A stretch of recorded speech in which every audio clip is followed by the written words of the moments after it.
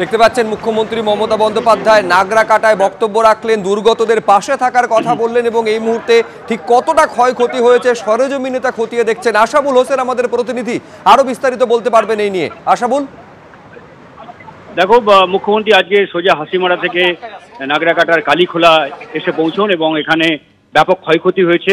একটি কালভার্ট পুরোপুরি ভেঙে গিয়েছে এবং এই মুহূর্তে সেই কালভার্টটা তিনি পরিদর্শন করছেন এবং এই কালভার্ট ভেঙে যাওয়ার পরে ফলে জনজীবন কার্যত বিপর্যস্ত, দুপাশে যোগাযোগ বিচ্ছিন্ন হয়ে গেছে। সেই স্থান এই মুহূর্তে মমতা বন্দ্যোপাধ্যায় পরিদর্শন করছেন এবং সেই সঙ্গে তিনি জেলা প্রশাসনের পদস্থ কর্তাদের তিনি নির্দেশ দিলেন যে যারা বন্যা দুর্গত, যারা ক্ষতিগ্রস্ত হয়েছেন এবং যারা ইতিমধ্যেই সরকারের ত্রাণ শিবিরে আশ্রয় নিয়েছেন তাদের যাতে কোনো রকম অসুবিধা না হয়, তাদের জন্য পর্যাপ্ত ত্রাণের যাতে ব্যবস্থা থাকে, খাবার দাবারের ব্যবস্থা থাকে, সেটা করতে হবে। একই সঙ্গে তিনি ঘোষণা করেছেন যারা এই প্রাকৃতিক বিপর্যয়ে যাদের মৃত্যু হয়েছে তাদের পরিবার পিছু একজনকে চাকরি দেওয়া হবে এবং 5 লক্ষ টাকা করে ক্ষতিপূরণ দেওয়া হবে। সেই সঙ্গে অনেকেই ঘরবাড়ি ছেড়ে পালিয়ে এসছেন বা যাদের ঘরবাড়ি ভেঙে গেছে, কাগজপত্র নষ্ট হয়ে গেছে, জমির দলিল নষ্ট হয়ে গেছে, এইসব অভিযোগ মমতা বন্দ্যোপাধ্যায় পেলেন এবং তিনি আশ্বস্ত করেছেন যে সরকার বিশেষ শিবির খুলে তাদের সমস্ত কাগজপত্র আনার ব্যবস্থা করে দেবে এবং যাদের ঘরবাড়ি ভেঙে গেছে তাদের ঘরবাড়ি তৈরি করে দেওয়া হবে। সমস্ত রকম পুনর্বাসনের ব্যবস্থা সরকার করবে এবং সরকারের উপর আস্থা রাখার আবেদন জানান।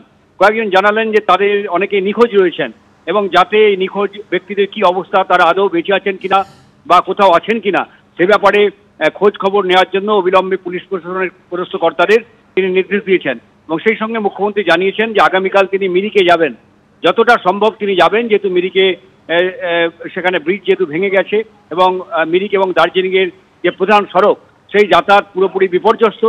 সেখানে অস্থায়ী একটি ব্রিজ তৈরি করে দেওয়া হবে সাময়িকভাবে যাতায়াতের জন্য এবং সেখানে যতটা তিনি সম্ভব যেতে পারবেন সেখানে যাবেন এবং সেখানে এই যে দুর্গত এলাকায় মানুষের সঙ্গে তিনি কথা বলবেন। মানে এই সফরে মুখ্যমন্ত্রীর মূল লক্ষ্য যে এই যে উত্তরবঙ্গে ভারী বর্ষণের জেরে দার্জিলিং, জলপাইগুড়ি এবং আলিপুরদুয়ার জেলায় বিস্তীর্ণ অংশের যে ক্ষয়ক্ষতি হয়েছে, একদিকে সাধারণ মানুষের প্রাণহানি হয়েছে, বহু গবাদি পশুর মৃত্যু হয়েছে, বহু চাষের জমি জলের তলায় তলিয়ে আছে এখনো, এমনকি বন্য পশুরা তারাও অনেকে তাদের অনেকের মৃত্যু হয়েছে। মানে সমস্ত ক্ষয়ক্ষতির হিসেব দেখা, অন্যদিকে দুর্গতদের পাশে যে তিনি রয়েছেন, সরকার যে দুর্গতদের পাশে রয়েছে এবং সমস্ত রকম ব্যবস্থা সরকারের তরফে করা হবে যাতে তারা সরকারের উপর ভরসা রাখেন, সেই বার্তাটা দিয়েছেন। এবং তুমি জানো যে কিছু দূরে একটা ঘটনা ঘটেছে আজকে, যে ঘটনা অপ্রীতিকর ঘটনা, সেই ঘটনা যাতে না ঘটে তার জন্যও কিন্তু সবাইকে সতর্ক করেছেন মমতা বন্দ্যোপাধ্যায়। মুখ্যমন্ত্রী জানিয়েছেন প্রত্যেকেরই অধিকার আছে যে দুর্গত এলাকায় মানুষের পাশে দাঁড়ানো এবং তারা যাতে দাঁড়াতে পারে সেই ব্যবস্থা করতে হবে এবং কোনো রকম অপ্রীতিকর ঘটনা ঘটানো উচিত নয়। এখন সবাই মিলে কোনো রাজনীতি না করে সাধারণ মানুষকে রক্ষা করাই হচ্ছে সবার কর্তব্য, ফলে কোনো রকম গোলমালের ঘটনা না হয় সে ব্যাপারে পুলিশ প্রশাসনকে তিনি নির্দেশ দিয়েছেন। শুভজিৎ, সঙ্গে থাকো আশাবুল। তুমি আমাদের যে ছবি আপনারা দেখতে পাচ্ছেন, মুখ্যমন্ত্রী মমতা বন্দ্যোপাধ্যায় তিনি নাগরাকাটায় পৌঁছেছেন এবং যে সমস্ত এলাকা ক্ষতিগ্রস্ত হয়েছে এই বিপর্যয় সে সমস্ত এলাকা তিনি ঘুরে দেখছেন এবং স্থানীয় বাসিন্দাদের সঙ্গে কথা বলছেন। সঙ্গে রয়েছেন মুখ্য সচিবও।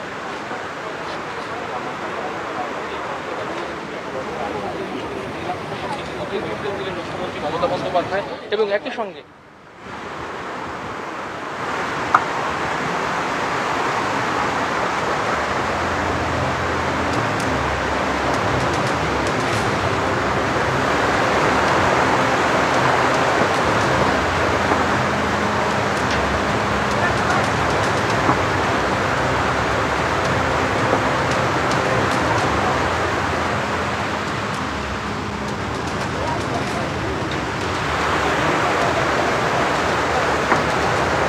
আবারও কথা বলবো আমাদের প্রতিনিধি আশাবুল হোসেনের সঙ্গে। আশাবুল, আমরা দেখতে পাচ্ছি যে নাগরাকাটা এই দুর্যোগে অনেকটাই ক্ষতিগ্রস্ত হয়েছে, সেখানে আজকে মুখ্যমন্ত্রী মমতা বন্দ্যোপাধ্যায় এই মুহূর্তে তিনি একটি কালভার্টের উপরে রয়েছেন এবং সেখান থেকে গোটা এলাকার পরিস্থিতি তিনি খতিয়ে দেখছেন। একেবারেই মুখ্যমন্ত্রী এই নাগরাকাটার কালীখোলা এলাকায় তিনি এসে পৌঁছেছেন। এখানে সরকারের তরফে একটি রাস্তার উপর ত্রাণ শিবিরও খোলা হয়েছে। প্রথমে সেই ত্রাণ শিবিরে তিনি এলেন, দুর্গত মানুষের সঙ্গে কথা বললেন এবং সরকারের পক্ষ থেকে প্রয়োজনীয় বার্তাও দিলেন। এই মুহূর্তে রাস্তার উপরে যে কালভার্টটা ছিল সেই কালভার্টটা পুরোপুরি ভেঙে গেছে, সেখানে তিনি পরিদর্শন করছেন এবং সেই সঙ্গে সাধারণ মানুষকে বললেন যে যারা ত্রাণ শিবিরে এসে ইতিমধ্যে উপস্থিত হয়েছেন এবং যারা এখনো আসেননি তারা যারা নিচু এলাকায় রয়েছেন তারা যাতে অবিলম্বে নিচু এলাকা ছেড়ে তারা এই সমস্ত ত্রাণ শিবিরে এসে পৌঁছন, কারণ আগামী কাল এবং পরশু একটা হাই টাইড হওয়ার সম্ভাবনা রয়েছে। ফলে সেটা মাথায় রেখে যাতে আর কোনো প্রাণের ক্ষয়ক্ষতি না হয় সেই জন্য সবাইকে সতর্ক করেছেন যে নিচু এলাকায় ফের নতুন করে প্লাবিত হতে পারে, ভুটানের জলে ও প্লাবিত হতে পারে। ফলে কোনো রকম ঝুঁকি না নিয়ে সাধারণ মানুষ যারা নিচু এলাকায় রয়েছেন যাতে তারা তাদের প্রয়োজনীয় জিনিসপত্র যতটা সম্ভব নিয়ে তারা সরকারের ত্রাণ শিবিরে আসেন এবং সরকারের পক্ষ থেকে তাদের জন্য থাকা, খাওয়া এবং যাবতীয় ব্যবস্থা করা হবে। এবং যারা ইতিমধ্যেই ত্রাণ শিবিরে পৌঁছেছেন তারা অনেকেই ঘরবাড়ি হারিয়েছেন, তাদের জরুরি কাগজপত্র, জমির দলিল থেকে আরম্ভ করে আধার কার্ড, ভোটার কার্ড এবং প্রয়োজনীয় যে কাগজপত্র সমস্ত নষ্ট হয়ে গেছে সেই সব অভিযোগ, সেই সব বিষয়গুলো মুখ্যমন্ত্রীর কাছে তুলে ধরলেন দুর্গত এলাকার মানুষরা। মুখ্যমন্ত্রী তাদের আশ্বস্ত করলেন এই সব নিয়ে কোনো রকম ভয় পাওয়ার কারণ নেই, সরকার তাদের পাশে আছে। বিশেষ শিবির খুলে তাদের হাতে সমস্ত কাগজপত্র, জমি জমা থেকে আরম্ভ করে আধার কার্ড, ভোটার কার্ড, তাদের বিভিন্ন শংসাপত্র সমস্ত কিছু সরকারের তরফে তুলে দেওয়া হবে। যারা মানুষকে পরিবারের প্রিয়জনকে হারিয়েছেন তাদের পরিবার পিছু একজনকে চাকরি দেওয়া হবে, 5 লক্ষ টাকা করে ক্ষতিপূরণ দেওয়া হবে এবং প্রত্যেককেই একেবারে পুনর্বাসন দেওয়া হবে, প্রত্যেকের ঘরবাড়ি তৈরি করে দেওয়া হবে। জল নামার জন্য অপেক্ষা করতে হবে, কারণ আরও কয়েকদিন নতুন করে প্লাবিত হওয়ার আশঙ্কা রয়েছে, যেহেতু হাই টাইড হওয়ার সম্ভাবনা রয়েছে। ফলে একদিকে মুখ্যমন্ত্রীর এই যে উত্তরবঙ্গ সফর, তিনি আজকে সরাসরি কলকাতা থেকে হাসিমারায় এসে পৌঁছন এবং হাসিমারাতে নেমেই তিনি সরাসরি এই নাগরাকাটার এই কালীখোলা এলাকায় এসে পৌঁছন। এখানে গ্রামে 4 জনের মৃত্যুর ঘটনা ঘটেছে, সেখানে এসে পৌঁছেছেন তিনি। তার মূল বার্তাটা এলাকার ক্ষয়ক্ষতি পরিস্থিতি খতিয়ে দেখা, ক্ষয়ক্ষতির হিসেব নিকেশ করা এবং অন্যদিকে দুর্গত মানুষদের পাশে যে তিনি রয়েছেন, সরকার যে তাদের পাশে রয়েছে, সরকার সমস্ত রকম সাহায্য করবে, তারা যাতে অসহায় নিজেকে অনুভব না করেন সেই বার্তাটা মমতা বন্দ্যোপাধ্যায় স্পষ্ট করলেন। প্রত্যেকের কাছে তাদের দুঃখ দুর্দশার কি বিষয় রয়েছে সেটা তিনি জানতে চাইলেন। 2-1 জন জানালেন তাদের পরিবারের লোকজন এখনো পর্যন্ত নিখোঁজ রয়েছেন। পুলিশ প্রশাসনকে মুখ্যমন্ত্রী নির্দেশ দিয়েছেন যারা নিখোঁজ রয়েছেন তাদের খোঁজ খবর নেওয়ার জন্য, তারা যদি বেঁচে থাকেন খুব ভালো, এবং যদি তাদের কোনো রকম মৃত্যু ঘটনা ঘটে তাহলে সেক্ষেত্রে তাদের দেহ উদ্ধার করার তিনি নির্দেশ দিয়েছেন। ফলে এই এলাকায় এসে মুখ্যমন্ত্রী তিনি এটাও জানিয়েছেন যে আগামীকাল তিনি মিরিকে যাবেন। সেখানে যে দুধিয়া সেতু, সেই সেতুটা পুরোপুরি বন্যার তোড়ে সেটা ভেসে গেছে। ফলে মিরিক এবং দার্জিলিং, শিলিগুড়ির যে মূল যোগাযোগ ব্যবস্থাটা, সেই যোগাযোগ ব্যবস্থা পুরোপুরি ভেঙে পড়েছে। সেখানে অস্থায়ীভাবে একটা ব্রিজ জরুরি ভিত্তিতে তৈরি করা হবে যাতে সাময়িক যাতায়াত করা যায়, সেই পথটা খোলার জন্য তিনি তুমি আমাদের সঙ্গে থাকো।